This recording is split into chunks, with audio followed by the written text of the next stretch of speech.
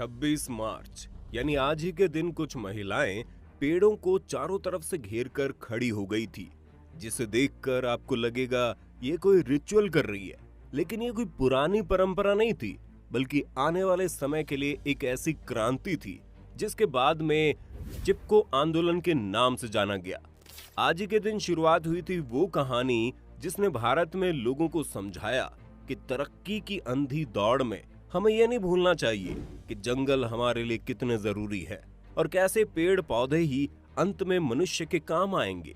बात 1974 की है। जनवरी का महीना था।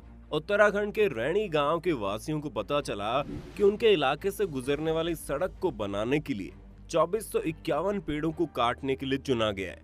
लेकिन वहां पेड़ों को अपना भाई बहन समझने वाले गांव वासियों को जब इस बात की खबर हुई तो गांव में इस खबर से हड़कंप मच गया। चूंकि इस समय तो लोग बड़ी आसानी से जंगलों को काट काट कर वहां निर्माण का काम शुरू कर देते थे। ये कानून किसी और ने नहीं बल्कि अंग्रेजों ने बनाया था, जिसके कारण ही 1974 को जंगल काटने के लिए लोग आ गए थे। साल 1970 में अलकनंदा की प्रलयकारी बाढ़ का खौफ अभी उनके दिमाग से नहीं उतरा था। उनके लिए वो बाढ़ जैसे कल की बात हो। इस बाढ़ ने उत्तराखंड के जनजीवन और जंगल को जिस तरह तबाह किया था, उसके बाद ही पर्यावरण को बचाने के लिए बहुत से प्रयास शुरू हो गए। इनमें चंडी प्रसाद भट्ट, गोविंद सिंह रावत, जिन्होंने लोगों को यह समझाया कि पेड़ भी हमारी ही जिम्मेदारी हैं। इसी कारण 23 मार्च 1974 के दिन रैणी गांव में पेड़ काटने की खबर सुनकर मची हड़कंप को लोगों ने विद्रोह से शांत करने के बारे में सोचा। पास ही की एक जगह गोपेश्वर में गांव के लोगों ने एक रैली का आयोजन किया। रैली में गौरा देवी महिलाओं का नेतृत्व कर रही थी। प्रशासन ने सड़क के बनने के दौरान हुए नुकसान का मुआवजा देने की तारीख 26 मार्च तय की थी, जिसे लेने के लिए गांव वालों को चमोली जाना था। दरअसल ये वन विभाग की पहले से बनाई गई एक चाल थी। प्लान ये था कि 26 मार्च को चूंकि गांव के सभी मर्द मुआवजे की रकम लेने के लिए चमोली में रहेंगे, इसी दौरान ठेकेदारों से कहा जाएगा वो मजदूरों को लेकर चुपचाप रेणी गांव पहुंचे और कटाई शुरू कर दे। प्रशासनिक अधिकारियों की तेज बुद्धि का लोहा मानते हुए मुनाफाखोर ठेकेदार मजदूरों के साथ देवदार के जंगलों को काटने निकल पड़े। उनकी इस हलचल को एक लड़की ने देख लिया। उसे ये सब कुछ थोड़ा अजीब लगा। इसी कारण उसने दौड़ कर ये खबर गौरा देवी को दे दी, जिसके बाद गौरा देवी फौरन हरकत में आई। उस समय गांव में मौजूद 21 महिलाओं और कुछ बच्चों को लेकर गौरा देवी भी जंगल की ओर चल पड़ी। देखते ही देखते महिलाएं मजदूरों के झुंड के पास पहुंच गई। उस समय मजदूर अपने लिए खाना बना रहे थे। गौरा देवी ने उनसे कहा, भाइयों, ये जंगल हमारा मायका है, इससे हमें जड़ी बूटी, सब्जी, फल और लकड़ी मिलती है। जंगल को काटोगे तो बाढ़ आएगी, हमारे घर बह जाएंगे। आप लोग खाना खा लो और फिर हमारे साथ चलो। जब हमारे मर्द लौट कर आएंगे तो फैसला होगा। ठेकेदार और उनके साथ चल रहे वन विभाग के लोग इस नई आफत से बौखला गए। उन्होंने महिलाओं को धमकाया, यहाँ तक कि गिरफ्तार करने की धमकी भी दी, लेकिन महिलाएं नहीं मानी। ठेकेदार ने बंदूक निकालकर डराना चाहा तो गौरा देवी ने सामने आकर कहा, लो मारो गोली और काट लो हमारा मायका। इस पर सारे मजदूर सहम गए। गौरा देवी के इस साहस पर सभी महिलाएं पेड़ों से चिपक कर खड़ी हो गई। उन्होंने कहा, इन पेड़ों के साथ हमें भी काट डालो।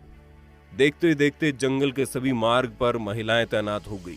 ठेकेदार के आदमियों ने गौरा देवी को हटाने की हर कोशिश की, यहाँ तक कि उन पर थूका भी गया, लेकिन गौरा देवी ने आपा नहीं खोया और पूरी ताकत के साथ विरोध जारी रखा। आखिरकार थक हार कर मजदूरों को लौटना पड़ा और इन महिलाओं का मायका यानी कि उनका जंगल बच गया।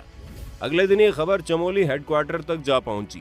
पेड़ों से चिपकने का ये नायाब तरीका अखबारों की सुर्खियां बन गया, जिसके बाद इस आंदोलन ने सरकार के साथ साथ कई संस्थाओं का भी ध्यान खींचा। मामले की गंभीरता को समझते हुए सरकार ने डॉक्टर वीरेंद्र कुमार की अध्यक्षता में एक जांच समिति गठित की। जांच में पाया गया, रेणी के जंगलों के साथ ही अलकनंदा में बाईं ओर मिलने वाली समस्त नदियों ऋषिगंगा, पाताल गंगा, गरुड़ गंगा, विरही और नंदाकिनी के जल ग्रहण क्षेत्रों और कुंवारी पर्वत के जंगलों की सुरक्षा पर्यावरणीय दृष्टि से बहुत आवश्यक है। देश भर का हीरो बना दिया। 5वीं क्लास तक पढ़ी गौरा देवी की पर्यावरण विज्ञान की समझ और उनकी सूझबूझ ने अपने सीने को बंदूक के आगे रख के अपनी जान पर खेलकर जो काम किया, उसने उन्हें सिर्फ रैणी गांव का ही नहीं, उत्तराखंड का ही नहीं, बल्कि पूरे देश का हीरो बना दिया। साथ ही साथ विदेशों में भी उन्हें चिपको वुमेन फ्रॉम इंडिया कहा जाने लगा। चिपको आंदोलन एक आदिवासी औरत गौरा देवी के साहस और सूझबूझ की दास्तान है। 2011 में मशहूर एनवायरमेंटलिस्ट वंदना शिव ने इंडिया टुडे मैगजीन से बात करते हुए कहती है, चिपको मूवमेंट ने ही हमें पर्यावरण विभाग और पर्यावरण मंत्रालय दिया। इसी आंदोलन के बाद पर्यावरण से जुड़े हुए नए कानून बनाए गए।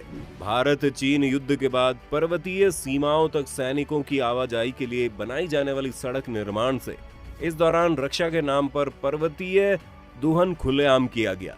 लेकिन इलाके के जागरूक लोगों ने इस खतरे को भांपा और इसके विरोध में अपनी आवाज बुलंद की।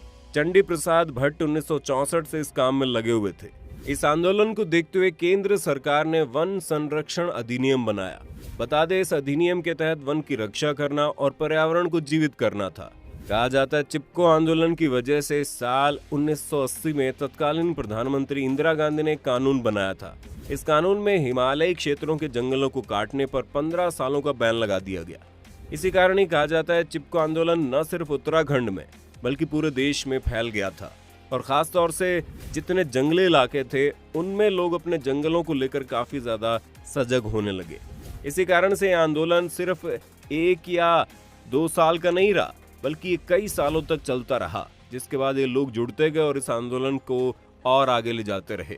इसी आंदोलन के बाद जो सबसे बड़ा नाम सुनने में आया था वो था सुंदरलाल बहुगुणा का, जिन्हें बाद में उनके इन चिपको आंदोलन के कारण ही पद्म विभूषण से, जो भारत सरकार का सबसे बड़ा नागरिक अवार्ड है, उससे नवाजा गया।